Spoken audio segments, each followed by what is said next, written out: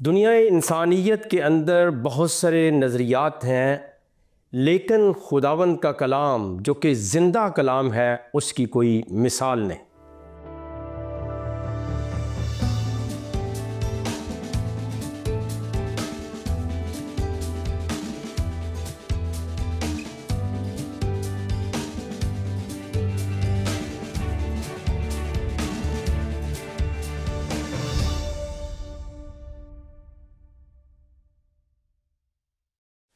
Programme दोस्ती का हाथ भाई सदीक के साथ मैं हूं आपका मेज़बान पास्टर सदीक पॉल। आप सबों की खिदमत में अस्सलाम वालेकुम, सलाम और शालोम। प्यारे अज़ीज़ नाज़रीन, आज के प्रोग्राम का आगाज़ हस्ब साबिक इस दुआ खैर के साथ करते हैं कि खुदा ताला की ज़ात क़ुद्दूस आपको और आपके अहल खाना को बड़ी बरकत दे और उन्हें हमेशा अपनी हिफाजत और सलामती में रखे। आमीन सुम्मा आमीन। बहुत ही प्यारे अज़ीज़ दोस्तों और नाज़रीन, हमारा बहुत ही अच्छा मौजू चल रहा है और हमारा आज का मज़मून और मौजू है तबसरा बुखारी शरीफ। और इसकी ज़रूरत इसलिए पेश आई थी कि हम दुनिया को बता सकें कि कुरान की जो मज़हबी किताब है अक़ीदे के तौर पर वो कुरान शरीफ है, लेकिन कुरान शरीफ के बाद इसे सबसे सही तरीन किताब सुन्नी मुसलमान जो कि अक्सरियत में पूरी दुनिया के अंदर मौजूद हैं, वो मानते हैं कि कुरान के बाद सही तरीन किताब जो है वो दो रवायतें हैं। सही बुखारी को भी कहा गया है और फिर सही बुखारी शरीफ और मुस्लिम शरीफ दोनों को भी कहा गया है। चूँकि हमने पहले प्रोग्राम के अंदर अर्ज़ कर दिया था कि हमारे प्रोग्राम का नाम है दोस्ती का हाथ भाई सदीक के साथ। हम अपनी तरफ से कुछ नहीं कहेंगे, लेकिन जितने असहाब ने, जितने दोस्तों ने बुखारी शरीफ का सिर्फ नाम सुना है, कभी ज़िंदगी में नहीं पढ़ा है, उनकी मदद के लिए, उनकी बरकत के लिए, उनकी आसानी के लिए हम तबसरा बुखारी शरीफ लेकर आपकी खिदमत में हाज़िर हुए हैं।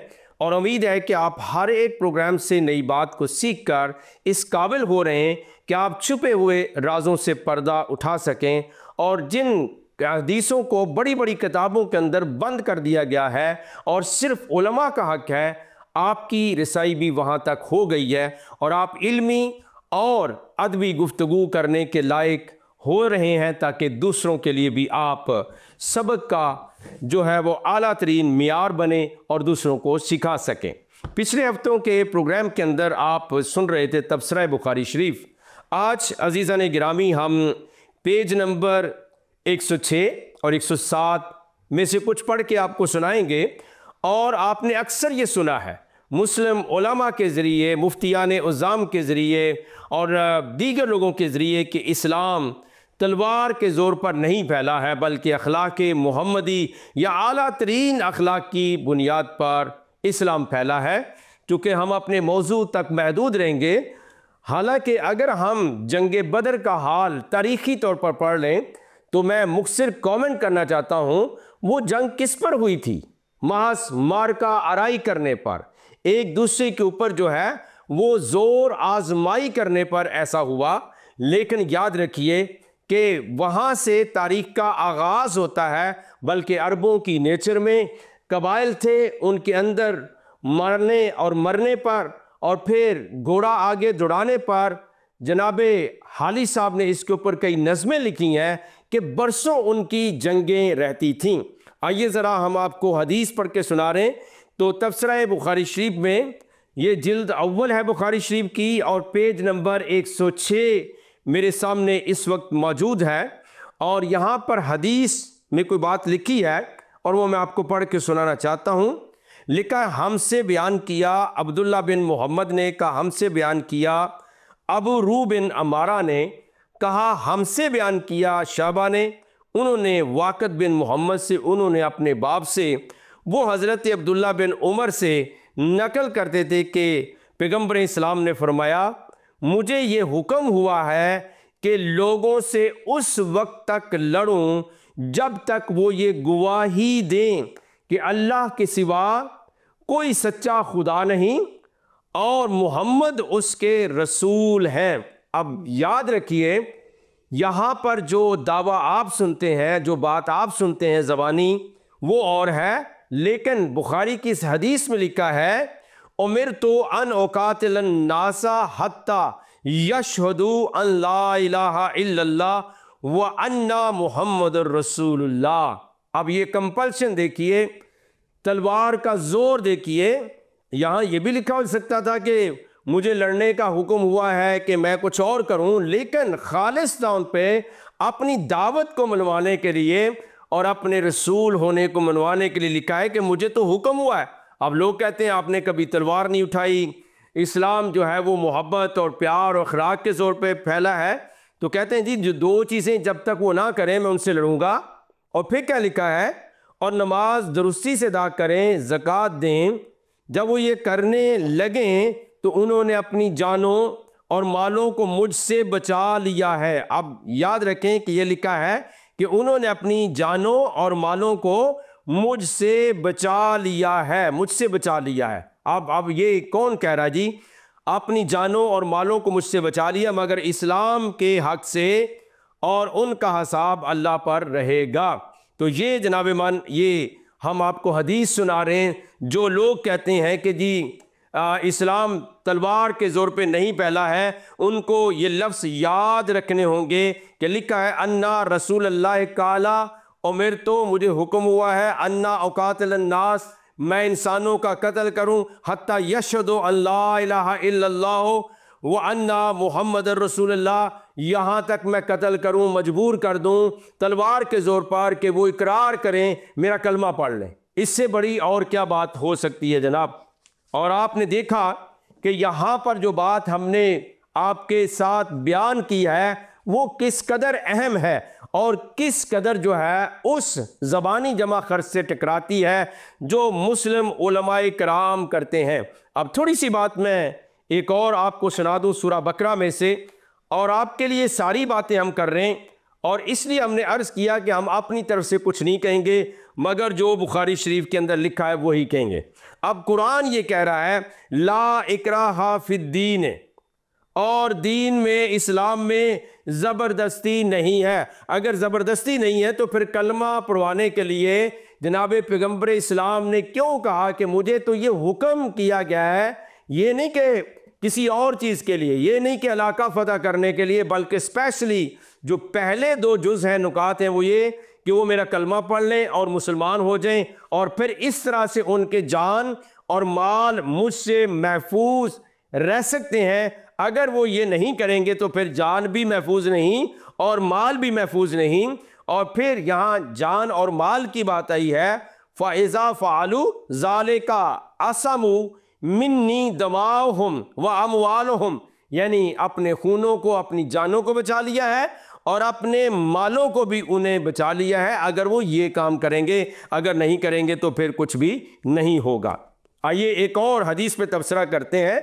आज आप देखेंगे अगर आप मुसलमान किसी को, हाजी साहब को, नवाजी साहब को सलाम करेंगे अस्सलामु अलैकुम, और उन्हें पता हो आप क्रिश्चियन, वो आपका जवाब नहीं देते।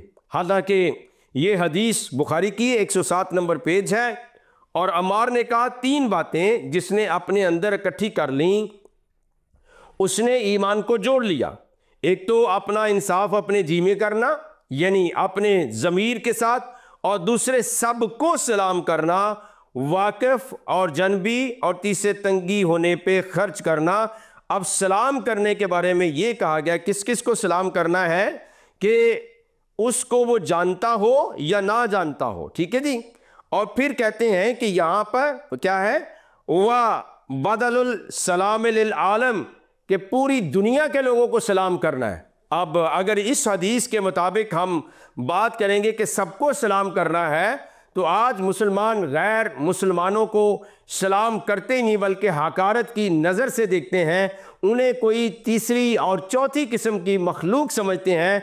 तो फिर याद रखिए कि यहाँ पे तो लिखा है कि उस बंदे ने ईमान अपने अंदर मुकम्मल कर लिया, पुख्ता कर लिया, जो अपने आप से इंसाफ करे और सबको सलाम करे, वाकफ को भी और जनबी को भी, ठीक है जी। और फिर तीसरे तंगी होने पर खर्च करना।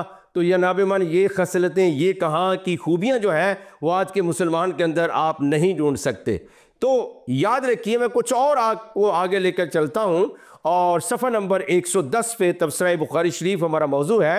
आप ज़रा सुनिए यहाँ पे लिखा क्या है और उसके तनाज़र में देखिए कि अगर बुखारी का मुकाम कुरान के बाद सही तरीन किताब के तौर पर है तो इसमें पूरा कौन उतरता है। तो पेज नंबर 109 से पढ़ता हूँ, फिर 110 में जाएंगे।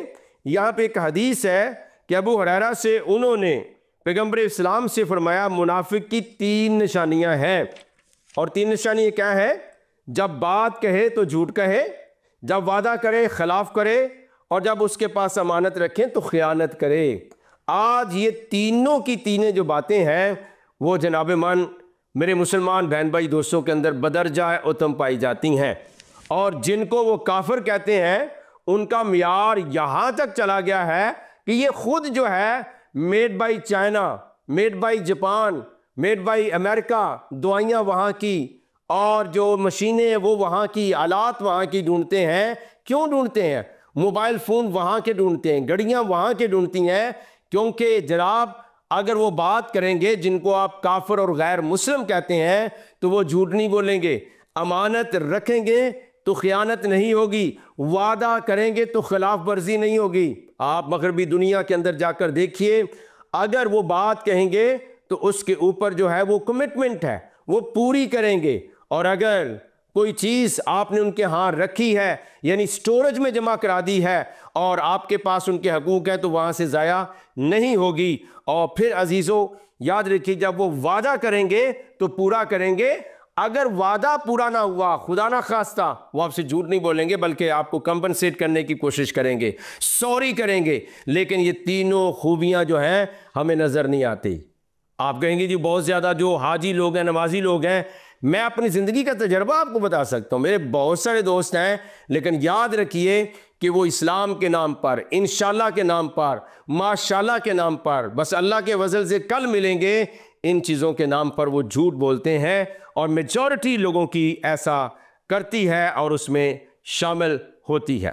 फिर देखिए एक और हदीस मैं आपके सामने रखता हूँ, पेज नंबर 110 है। यहाँ पे लिखा है कि पैगंबर ने फरमाया 4 बातें जिसमें होंगी वो तो निरा मुनाफिक है, यानी वो पक्का मुनाफिक होगा। और जिसमें इन चारों में से कोई एक बात होगी उसमें नफाक की एक खसलत होगी, जब तक इसको वो छोड़ ना दे। जब उसके पास अमानत रखें तो वो खयानत करे, देख लीजिए, और जब बात कहे झूठ कहे, और जब ऐद करे दगा दे, और जब झगड़े तो ना हक की तरफ चले। सुफियान के साथ शाबा ने भी इस हदीस को आमद से रवायत किया है। तो जनाब ये बातें लिखी हुई हैं इस हदीस के अंदर कि ये जो खसलतें हैं ये जनाब मन किसके अंदर पाई जाती हैं। अब चारों की चारों बातें जो हैं कि जब पहली बात क्या लिखी, जब उसके पास अमानत रखें तो ख़यानत करेगा। आप अगर बहुत सारे इस्लामी ममालिक की बात करेंगे, हत्ता कि वहाँ अगर आप जा रहे हैं तो रात को आपका फ्रूट महफूज नहीं है, अगर आप जुलूस निकाल लें आप दुकानें लूटना शुरू कर देंगे। तो अजीब सा एक तमाशा है। और सारी बातें जो खसलतें हैं, अमानत रखे, ख़यानत करे, जब बात कहे झूठ करे, ऐद करे, दगा करे, ये सब कुछ का सब कुछ जो है आज मुस्लिम दुनिया के अंदर पाया जाता है। और मुसलमान खुद एक दूसरे से तंग है, वो कहते हैं जरा इनका हाल छोड़ दो। ये जो चीज़ें किसी को शिप करते हैं उसके अंदर से बेईमानी निकल आती, उसके अंदर मिलावट निकल आती। और हत्ता कि याद रखिए दूध खालिस नहीं है, पेट्रोल खालिस नहीं है, रिश्वत का बाजार गर्म है, झूठ है, झूठी गवाहियाँ हैं, ये सब कुछ वो बातें हैं जो हो रही हैं और लोग खुद भी मुसलमान एक दूसरे से तंग हैं। जबकि याद रखिए इन तमाम बातों से जो महफूज हैं वो अहले मगरब हैं, अहले यहूद हैं, अहले निसारा हैं। हालांकि आप उनको काफिर कहते हैं और याद रखिए आप उनको क्या कहते हैं कि ये नापाक है। जनाब आप पाक हैं, आप सब कुछ हैं, आप अल्लाह के इस्लाम के बड़े दिलदादा हैं, लेकिन आपके अंदर ये सारी खूबियाँ खसलतें क्यों पाई जाती हैं। और ये जो बुरी बातें हैं ये अहले मगरब के यहाँ नहीं है, ये वेस्ट के अंदर नहीं है। आपको वहाँ वादा पूरा मिलेगा, अगर बात करेंगे तो पूरा उतरेंगे, वो लड़ाई की तरफ नहीं जाएंगे बल्कि कानून का सहारा लेंगे। लेकिन इस्लामी ममालिक के अंदर आपको पता है क्या कुछ होता है कि वहाँ पर खुद ही मार दिया जाता है बंदों को, खुद ही जो है इंसाफ कर लिया जाता है, अदालत में नहीं जाया जाता। ये वो फ़ज़ा है जो इस्लाम के शुरू से लेकर आज तक चलती आई है। और उसमें अगर आप तारीख पढ़ना चाहेंगे तो फिर शिया और सुन्नी की तारीख पढ़नी पड़ेगी कि वो कब शुरू हुई। जब पैगंबर इस्लाम जिंदा थे, फिर जब फौत हो गए तो उसका फिर मुजाहरा हुआ, और उनके मरने के बाद उनके खुलफा के साथ भी वही मुजाहरा हुआ कि अबू बकर ने मुनकरीन ज़कात कहकर सैकड़ों सहाबा को कत्ल करा दिया। फिर दूसरे खलीफा का कत्ल हो जाता है, फिर तीसरे खलीफा का कत्ल हो जाता है, फिर चौथे खलीफा का कत्ल हो जाता है, फिर पैगंबर के नवासे इमाम हसन को जो है वो जहर दे के मार दिया जाता है, और फिर पैगंबर के दूसरे नवासे हुसैन को करबला में हाजी, नमाजी, मुसलमान, कलमा गो, कारी, उन्होंने मार दिया, कत्ल कर दिया। और ये बाजार आज तक गर्म है, अमन नहीं है। और कहते हैं कि इस्लाम का मतलब जो है वो तो सलामती है। तो सलामती का सलामती तो शिया को सुन्नी से नहीं है, सुन्नी को शिया से नहीं, वहाबी को जो है बरेलवी से नहीं, बरेलवी को जो है वो जो है वहाबी से नहीं है। तो इस तरह का मामला चलता है। आइए, अगर ये सब कुछ भी बुखारी के अंदर लिखा है और आप कभी पढ़ नहीं सके तो फिर मेरा ईमान है कि हमारा प्रोग्राम दोस्ती का हाथ भाई सदीक के साथ आपका बड़ा मुआवन होगा और आपको ये मालूमात इस मजमून के तहत मिल जाएंगी। तफसीर बुखारी शरीफ सफ़ा नंबर 112। जनाब, आज जो है वो यहूदियों की बर्बादी की, इसराइल की बर्बादी की बात की जाती है, लेकिन इसराइल के ऊपर भी मैं बात करूँगा। लेकिन आइए पहले हदीस सुन लें कि पैगम्बर जब पहले मदीने तशरीफ़ लाए तो अपने ननिहाल या ममिहाल में उतरे, जो इंसारी लोगों में थे, यानी जो उनके जो ग्रैंड पेरेंट्स थे, या मतलब जिसको नान के कहते हैं या दाद के कहते हैं, तो इंसारी लोगों में थे।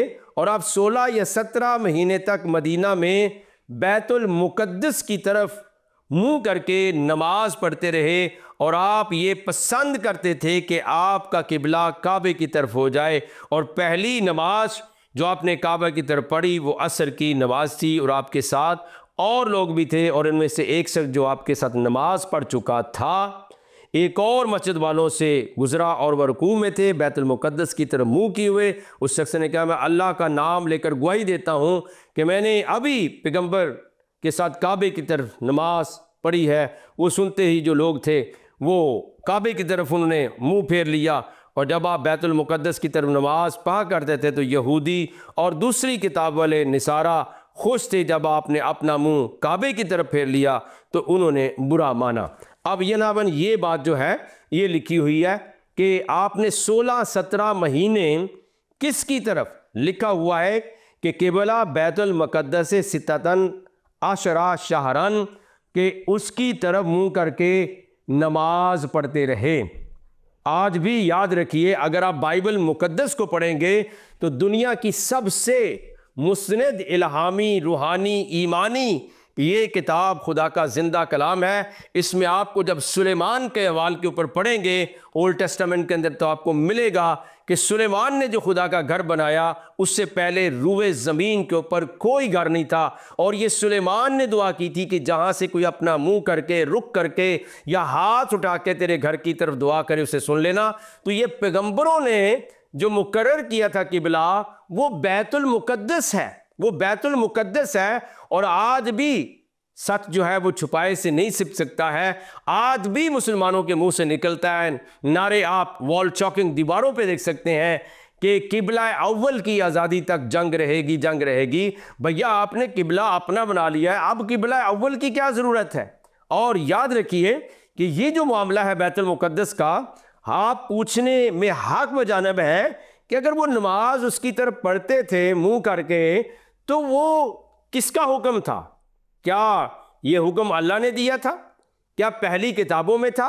और आप पिछले प्रोग्राम्स के अंदर सुन चुके हैं कि ऐ पैगंबर हमने तुम पर उसी तरीके से वही नाजिल की जैसे पहले पैगंबरों पर की है, और तुम पहले पैगंबरों की यानी उसी दीन की इत्तिबा करो। तो फिर किबला बदलने की ज़रूरत क्या थी?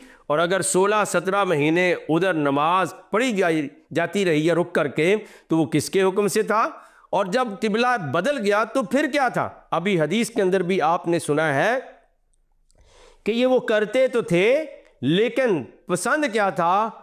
और आप ये पसंद करते थे कि आपका किबला काबे की तरफ हो जाए, यानी दिल में ख्वाहिश ये थी कि वो जनाब मन किबला जो है वो किसकी तरफ हो जाए? वो काबा की तरफ हो जाए। तो अब पता नहीं पहला हुक्म किसका था, और बाद वाले के अंदर भी अगर कुरान शरीफ में तहवील किबला के आयत को पढ़ेंगे, वक्त नहीं है, तो उसमें यानी किबला बदलने के जो मुनासबत से आयत उनको पढ़ेंगे तो वहाँ पे लिखा है कि ऐ पैगंबर, हम तुम्हारा चेहरा आसमान की तरफ बार बार उठना देख रहे हैं, तो जिधर तुम्हारा दिल चाहता है उधर ही मुंह कर लो। तो ये जनाबन किबले की तब्दीली है, लेकिन बुखारी शरीफ के अंदर मौजूद है कि 16-17 महीने नमाज उधर पढ़ी गई। तफसरा ये है कि वो किसके हुक्म से पढ़ी गई, और जब बदला गया तो वो भी आपकी ख्वाहिश थी, उसमें भी कोई हुक्म मौजूद नहीं था, या अल्लाह ने ये नहीं कहा था कि 16-17 महीने पढ़ लेना फिर बाद में बदल लेना। तो याद रखिए, ये तफसरा बुखारी शरीफ के अंदर आप सीख रहे हैं। अब देखिए, एक और चीज़ मैं आपको सिखाता हूँ। आप कहते हैं ये हर चीज़ इस्लाम में क्लियर है और बड़ी मुस्तनद है। आइए ज़रा सुन लेते हैं एक हदीस को, फिर उसके ऊपर अहवाल सुनाते हैं। पहले एक और हदीस सुनाता हूँ कि अब्दुल्ला बिन मसूद ने बयान की, सफ़ा नंबर 116, कि पैगंबर ने फरमाया कि मुसलमान को गाली देने से आदमी फासिक हो जाता है, और मुसलमान से लड़ना कुफर है। यानी मुनाफिक हो जाना और काफिर हो जाना, ये किसकी बुनियाद पे? अगर आप गाली देंगे तो फासिक है, और अगर आपने मुसलमान को कत्ल कर दिया तो फिर कुफर हो जाता है। तो आइए जनाब, आप देखिए कि आप जो है वो किस तरह से एक दूसरे को मुसलमान गाली देते हैं, आपस में देते हैं और आपस में कत्ल करते हैं। मैंने अभी थोड़ी देर पहले अर्ज़ किया था कि ये कत्ल व गारत का सिलसिला कब शुरू हुआ? जब इस्लाम का आगाज़ हुआ उसके साथ ही, क्योंकि कबाइल की घुट्टी में था, उनकी नेचर में था लड़ना मारना, एक दूसरे की कत्ल करना, और कई कई साल उनके अदले बदले की लड़ाइयाँ जारी और सारी रहती थी। आज भी बहुत सारे ट्राइब्स में आप देखते हैं कि दुनिया के अंदर ऐसा होता है, लेकिन उस वक्त ये सिलसिला अरूज पर था, क्योंकि मीडिया नहीं था, डेमोक्रेसी नहीं थी, जस्टिस इतना हाई वैल्यू नहीं रखता था। तो जनाब, ये कत्ल व गारत इस्लाम के साथ ही शुरू हो गई, और फिर आज भी जो है वो गालियाँ देते हैं, शिया जो है वो सुन्नियों को, सुन्नी जो है वो शिया को, और इनके बड़े बड़े मौलवियों की तकरीरें सुन लें तो आपको पता चल जाएगा कि हत्ता के जनाबे हज़रत अल्लामा खादम हुसैन रिजवी जो मरहूम है, उनके ऊपर एतराज़ हुआ था। ये मैं नहीं कह रहा हूँ, वीडियो के ऊपर है कि आप गालियाँ बहुत निकालते हैं, तो उन्होंने फिर हवाले देना शुरू कर दिए थे। तो जनाब, गाली देना जो है वो किसकी तरफ? फिस्को फजूर में चले जाते हैं, फासिक हो जाते हैं, और कत्ल करते हैं तो काफिर। तो आपने तो जनाब हज़ारों लाखों एक दूसरे कत्ल किए हैं, और अभी भी शिया का कत्ल हो जाए सुन्नियों से या सिपा सहाबा से, वो कहते हैं हमारा शहीद, और अगर सुन्नियों का वहाबियों का कत्ल शियों से, वो कहते हैं हमारा शहीद। तो हर कोई क्लेम करता है कि शहादत है, हालांकि डायरेक्टली हज़रत उस्मान के कत्ल का इल्ज़ाम हज़रत अली पर था, और उसके रिज़ल्ट बाद में निकले।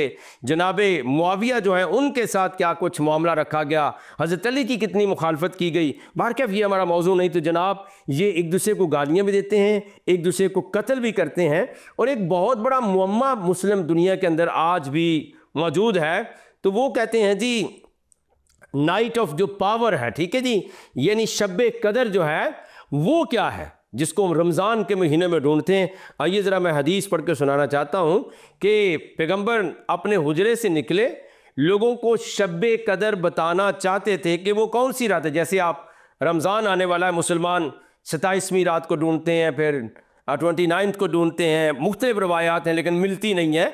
तो पैगंबर अपने हुजरे से निकले, उन्होंने कहा मैं शब कदर तुझे बता दूँ, वो कौन सी है। इतने में दो मुसलमान आपस में लड़ पड़े। देखिए जी, यहाँ ही सबूत मिल गया है कि वो मुसलमान आपस में लड़ पड़े।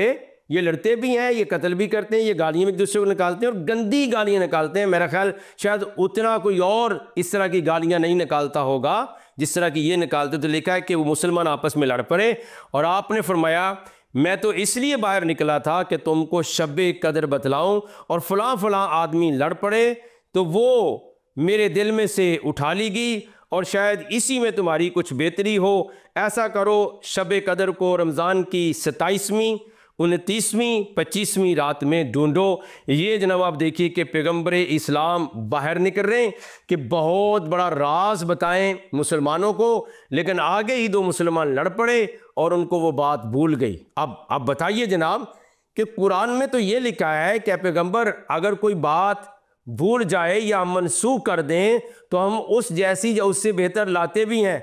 तो आज तक पैगंबर उसके बाद जिंदा भी रहे, ना पैगंबर को पता चला, ना अल्लाह ने बताया, और ना ही आज तक मुसलमानों को पता है, ना वलियों को पता है, ना इमामों को पता है, ना फ़कीहों को पता है, ना मुफ्तियों को पता है। वो आज भी उसके अंदर ढूंढते फिर रहे हैं। तो प्यारे अजीज़ों, कहना कुछ और, करना कुछ और, लेकिन हम शुक्रगुजार हैं आपकी सारी मोहब्बत दुआ के लिए और इस प्रोग्राम के लिए कि जो बुखारी शरीफ के ऊपर तबसरा हम कर रहे हैं वो बिल्कुल सेहतमंद तबसरा है। और हम अपनी तरफ से कोई बात नहीं कर रहे, बल्कि हम जो बातें भी कर रहे हैं वो याद रखिए इसी के वसीले से कर रहे हैं जो बुखारी शरीफ के अंदर लिखा हुआ है। तो अजीज़ा ने गुरामी, बात यह है कि इन सब चीज़ों के ऊपर जो है बात करने के लिए एक और बात की जाती है कि इस्लाम के अलावा दीन कबूल नहीं है। ठीक है जी, सफ़ा नंबर 116 पे लिखा हुआ है कि अल्लाह ने फरमाया जो कोई इस्लाम के सिवा कोई दूसरा दीन चाहे तो हरगज़ कबूल ना होगा उसकी तरफ से। तो फिर जनाब आप सूरा काफिरून 109 सूरा के अंदर 6 आयत में क्यों कहते हैं कि लकुम दीनकुम वलिया दीन, तुम्हारे लिए तुम्हारा दीन है और फिर हमारे लिए हमारा दीन है। फिर सूरा बकरा की 62वीं आयत में क्यों लिखा है कि बेशक मुसलमान, यहूद, नसारा और जो सितारा परस्त हैं उनमें से कोई भी 3 चीज़ों पर ईमान ले आए। कौन कौन चीज़ें? उसमें रिसालत शामिल नहीं, अल्लाह पर, रोज़ आखिरत पर और अच्छे अमल करे तो क़यामत के दिन उनको कोई भी गम नहीं होगा, बल्कि उनके कामों का अजर उनको मिलेगा। हालांकि वो यहूदी, नसारा और जो मजूसी हैं वो तो इस्लाम के दीन के मानने वाले नहीं हैं। और फिर ये भी लिखा हुआ है कुरान शरीफ में कि मोहम्मद को पैरवी का हुक्म मिला है पहले दीनों का। तो फिर ये जो बुखारी शरीफ की हदीस में आ रहा है किताब 116 पेज पर कि इस्लाम के अलावा कोई दीन कबूल ही नहीं होगा, ये खुला तजाद नहीं तो और क्या है। प्यारे अजीज़ों, खुदा ताला की ज़ात क़ुद्दूस आपको बरकत दे। आइए हम रहमत और कदर व मंजिलत में और बरक़ात के इस माहौल में एक अच्छी और मुनाफा बख्श दुआ मांगें। रब कायनात आपका शुक्रिया अदा करते हैं, आप हमें और नाजरीन को बरकत दीजिए। जितनों ने तबसरा बुखारी शरीफ का प्रोग्राम आज देखा है, बाद में देखेंगे, उन सब को समझने की तौफीक अता फरमा और किसी के पीछे अंधी तकलीद और अंधी अकीदत में चलने से मना फरमा। यस्सु मसीह के नाम से मांगते, आमीन सुम्मा आमीन। प्रोग्राम दोस्ती का हाथ भाई सदीक के साथ अपने ख़िताम को अगले हफ्ते फिर मिलेंगे।